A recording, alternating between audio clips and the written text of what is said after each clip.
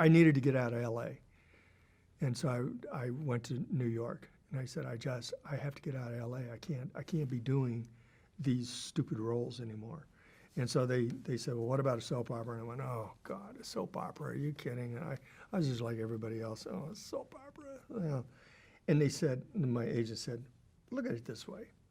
You want to go back to New York and work in the theater again, right? Yeah.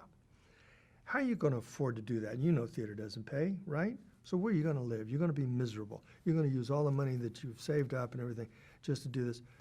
You're going to be doing a soap opera. They're going to pay you this amount of money, and you can do theater at night. Well, that's all great. It doesn't really work out like that. But I went, yeah. And he said, Ann, look at this role. This is really a good role. And I thought, yeah. Turned out, I worked off and on for almost 9 years on that show. I've never had more fun in my life. I would swing my feet out of bed in the morning and I'd go, oh my God, and they're paying me. I had a blast. So when people say, oh, soap operas, well, maybe for some people, but oh my God, they let me ad-lib. I've never had more fun going to a set. Emergency was great, but it was work, it was hard physical work. This was a half-hour show that nobody saw. I thought, oh God, I'm getting paid and I'm hiding too. And it's just like, I loved the people. And to this day, I got married, 12 years ago. Except for Kevin, everybody else was from the soap because I had bonded with the crew. One of my best friends is Brendan Higgins, who is the stage manager of the show. Just watched the football game with him last night. And everybody that was, and Kevin, of course, was my best man, but everybody else that was there was all from that show. This little show called Loving, the little show that nobody watched in America, but everybody watched in Italy. Go figure. The #1 show in Italy. Beat out 60 Minutes. It's like, what? Well, they renamed it. They called it Quando si ama, which means a time for love. And it's like, yeah, of course. They like this turgid, That's okay. I felt like Madonna when I went over to Italy. Alex, it's like, oh my God. It's just like Emergency, but only it's this little show that nobody saw. It started out as Clay Alden, and then they said, we want a villain with a, how did they put it? And then they said, no, we're gonna make you've been pretending you're Clay, you're really Alex. And I said, and for a year, I got away with this with the guy's wife? Come on, yeah, it's soaps. And I said, all right. So then I became Alex. Now Alex, then they said, we want a hero with an edge.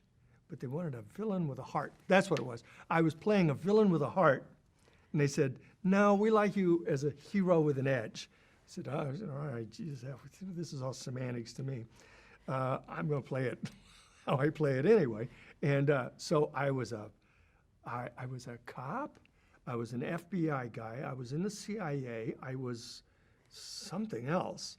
All in this, I thought, is there anything this guy can't do? Maybe he's a night watchman from Walmart, But I just loved it, and I loved the people I was working with. At that time I was divorced, so I'm single. I'm around all these beautiful women. I'm getting paid, and I'm in New York, and I can do theater. So how do you roll with kind of the crazier storylines of a soap opera when you're an actor? Oh, I complain like a rusty wheel.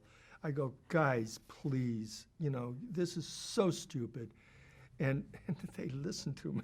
They go, well, how would you do it?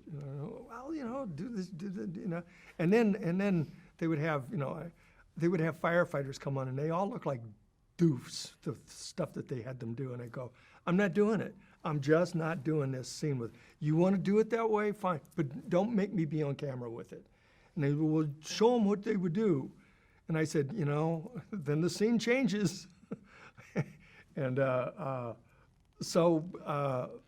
yeah, there were times when I remember I remember a time, everybody remembers this too. I was so angry one day, and I know the producer's name, but I really like him. I really like him. I said, I went down, I read the script, and it was just awful. And I went down and I said, it was Joe Hardy. And so I went down and I said, can I talk with Joe Hardy? And he says, well, this door is open, you know. I poked my head in the door and I said, Joe? And he goes, hi, Randy, come in. And I said, I got a question for you. Who wrote this crap? And I didn't use the word crap. And he goes, I wrote that crap. And I said, this is really good crap.